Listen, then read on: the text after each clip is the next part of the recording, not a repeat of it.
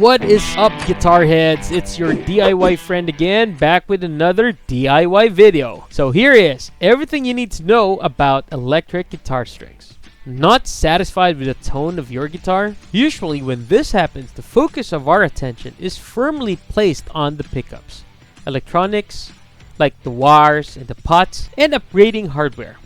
Especially your bridge and nut, as these are the first and last points of contact for your strings. But did you know the most cost-effective and least challenging experiment you can undertake to influence the tone and playability is to simply try a different set of guitar strings? For between $10 to $30, you can often make changes to the playability and tonal output of your guitar. And unlike swapping out your pickups, it takes less than 5 minutes work, and you won't need to fire up your soldering iron. In this video, we're going to take a deep dive into the world of guitar strings. There's a lot more to guitar strings than most guitar players realize. So if you've never really considered the impact of guitar strings can have on your guitar and how to get the best out of them, then stay tuned. So what are guitar strings made of?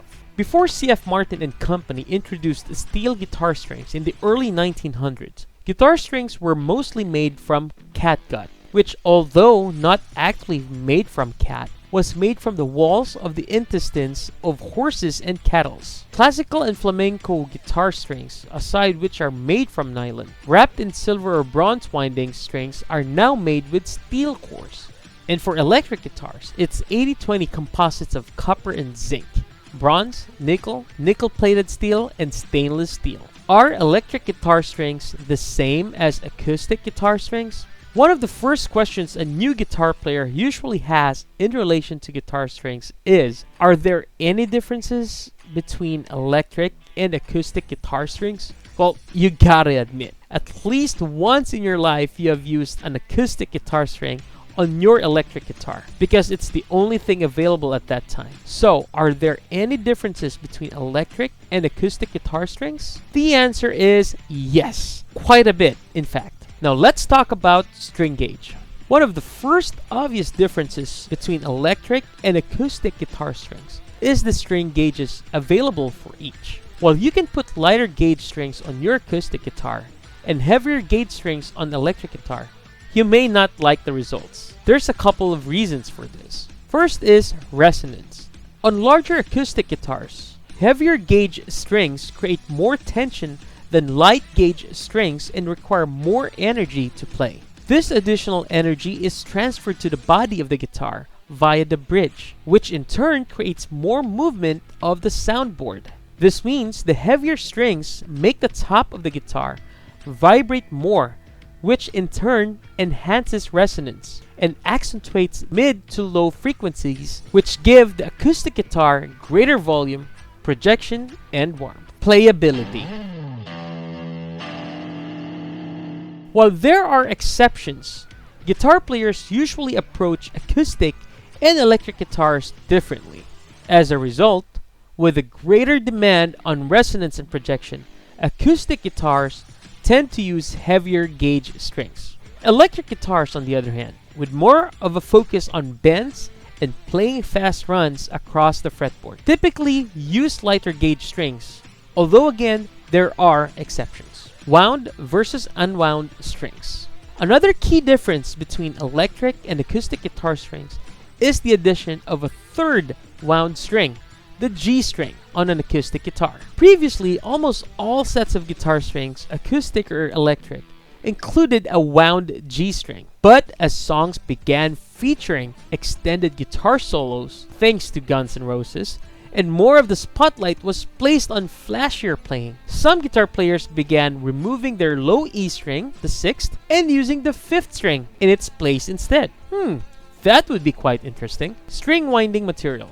As previously mentioned on the electric guitar, 3 of the strings are wound and 3 are unwound. The windings are wrapped around a steel core. This is the same for both acoustic and electric guitars. The difference is the materials used in the construction of the windings. Electric guitars rely on electromagnetism to produce sound. As a result, the windings must be made from materials that possess ferromagnetic properties, like the nickel or stainless steel are good examples. On the other hand, acoustic guitars produce sound through resonance, so the most resonant materials are selected, as there's no need to use magnets. In this case, windings will usually be made from bronze or brass, as these have good resonant capabilities. So here's a question. Do acoustic guitar strings work on electric guitars? The answer is yes. The steel core of both electric and acoustic guitars is magnetic, so both electric and acoustic guitar strings will work on electric guitar, but acoustic guitar strings will provide less output. Why are guitar strings wound? Windings add mass to guitar strings, allowing them to be tuned to the correct pitch without damaging the neck of the guitar. If your strings were unwound and we instead relied on the steel core being thicker to compensate the guitar neck, would quickly become a major problem. Not to mention, the guitar would be far more difficult to fret when tuned to standard concert pitch. Types of electric guitar strings. There are a number of different types of electric guitar strings, categorized mostly around differences in winding materials, string core shape, winding type, and whether the string has been coated with polymer coating. String core shape. The steel core used for guitar strings is either round or hexagonal. The majority of strings feature a hex core, but this wasn't always the case. And in case you wondered, strings that utilize round cores are also still available. So why did they change it?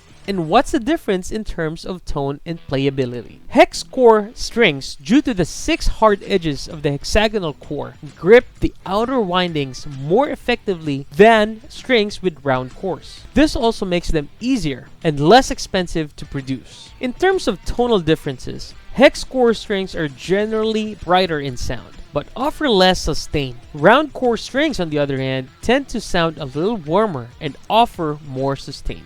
Now, the way you restring your guitar can affect tuning stability and sustain. The main consideration when restringing is how the strings wrap around the tuning posts, how much materials leave on the posts, and at what point they break from the post to the knot. A good way to measure how much length you should leave on the string is to install the string and then thread the string through the tuning peg hole and add an additional 1.5 inches of slack. This provides sufficient material for the string to grip to the tuning post and for us to direct the exit point to the string as low on the post as possible. The benefit of installing strings this way is it increases the break angle of the string when crossing over the knot, which aids tuning stability. The increased break angle of the string over the knot is also believed to increase sustain. Although, like most things on the guitar, this is subjective. So folks, guitar strings have come a long way since the early days of catgut, and new options are being developed and improved upon. So if you're new to the guitar world,